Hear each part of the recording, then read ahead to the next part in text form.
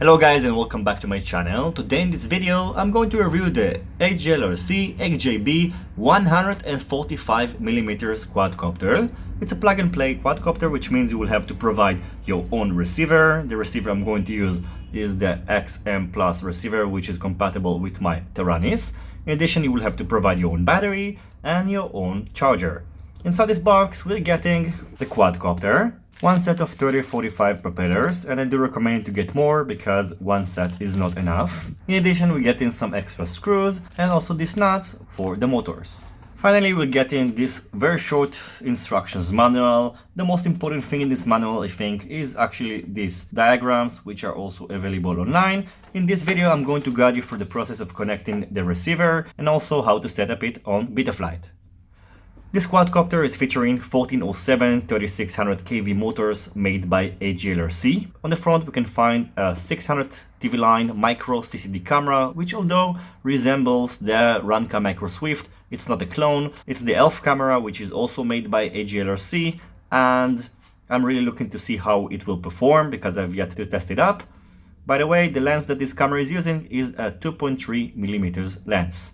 On the center we can find the F428 stack with a 28 ampere 4-in-1 ESC controller BLLES board on the bottom. Then the middle stack is an F4 omnibus board, and the top part is the VTX, which is configurable between 0, 25, 100 and 250 milliwatts, and I've used it in a few other builds and I was quite happy with it. The linear antenna is already connected and it's properly secured by this zip tie, which is great. And on the back we can also find a buzzer and two LED indicators. The connector that this quadcopter is using is an XT30 connector, and it's also properly secured on the bottom using this zip tie, so it will be well protected from getting into your propellers. On the bottom we can find this anti-slip sticker along with this Velcro, and I think that I will swap it with Dual Lock because it will provide a better grip for the battery, especially when using this Velcro, which is not very reliable in my opinion. The X145 is using an X-stretched frame with a unibody bottom plate, so it keeps the frame very light, but on the other hand you will need to replace the entire bottom plate in case you're going to break an arm. The thickness of the bottom plate is 3mm, and the weight of this quadcopter is 123.6 grams without the propellers and the VTX. So if we add in a VTX and the propellers, it's probably going to be around 128 grams. As you can see, we have all these wires coming out of the top. These wires are connected to the flight controller over here. The red wire is the plus 5 volts. Then we have the ground. S-bus is the yellow. And then we have the green color, which is the PPM, and the blue, which is the SMX. I'm going to use the S-bus connector, so I'm going to use the yellow one. You can choose where to place your receiver. I'm just going to remove the top part and then place the receiver over here. So first I removed the top part and also pulled all the wires from here. Now I'm going to desolder the PPM and the SMX wires, which I'm not going to use. And now when it's done, I'm just going to solder the XM Plus ground, plus 5 volts and S-bus wires to the pads over here.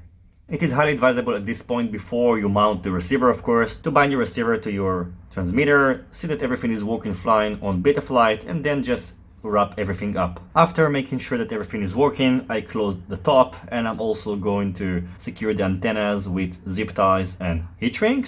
It's a good practice to make sure that all the screws are fastened, because I've seen ready-to-fly quadcopters which came with loose screws, so just simply go all over the screws on the bottom and on the top. You need also to set the angle of the camera before taking it outdoors. Over here you can see you have two options. You can either mount the camera on the top and then you will be able to play with the angle, because you can see the angle is very sharp, so hopefully it's not going to be too sharp for me when I will take it outdoors. So if you're a beginner, it's a good idea to move the screw to this point, and then you will be able to lower the angle of the camera, and then you will be able to fly it a little bit less aggressively.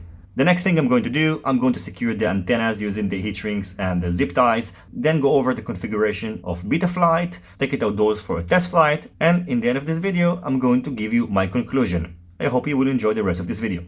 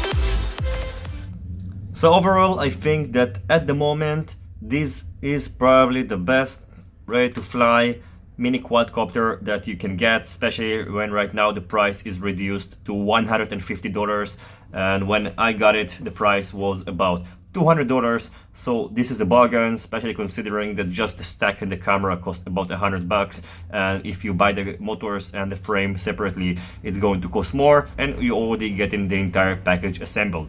It did suffer from two problems. First of all, the lens got loose and then I lost focus and I had to return, and somehow you cannot fasten it, so I still need to figure out what to do. Maybe I'll put some hot glue in order to secure it. This is what I used on the field in order to patch it because it kept getting loose, so this glue kept it in place. So maybe the only solution is to put hot glue. Again, it's very surprising that there is no locking mechanism to this lens. On one of the last crashes, this top part also got detached because it's only being held by this carbon plate over here. If you're attaching an action camera, it's recommended to mount it also with a ziplock or attach the camera in another method, because you don't want to lose your action camera in case of a crash. And I almost did lose my camera. Thankfully, a nice guy just brought it back because it fell on the side and I couldn't find it. As you could see, I used two cameras, the SQ12, which was barely noticeable, and the other one is the Runcam 3, which is not that light, and the XJB-145 handled it with ease, and I think I got about 2.5, almost 3 minutes of flight time using the CNHL 650mAh LiPo battery. Out of these three batteries, I think the battery that was the most successful is the CNHL 650mAh LiPo battery, and actually the GNB 3S battery performed quite well as well, but the XF power is no good. The flight time was less than 1 minute. I think these motors draw too many amperes and this battery couldn't handle it. Maybe I should stop using this battery on my tests. Regarding the picture quality, I think this camera is in par with the Runcam and Foxeer CCD cameras, and it performed well. And the entire package, as I said in the beginning of the conclusion, is a great package and provides a great value for money. As always, I thank you for watching my video. I hope you enjoyed it and you find it useful. If you have any questions about this quadcopter, feel free to ask it in the comment section below. Don't forget to give this video a thumb up if you liked it, and subscribe to my channel if you're not already subscribed, and I'll see you on my next videos. Goodbye.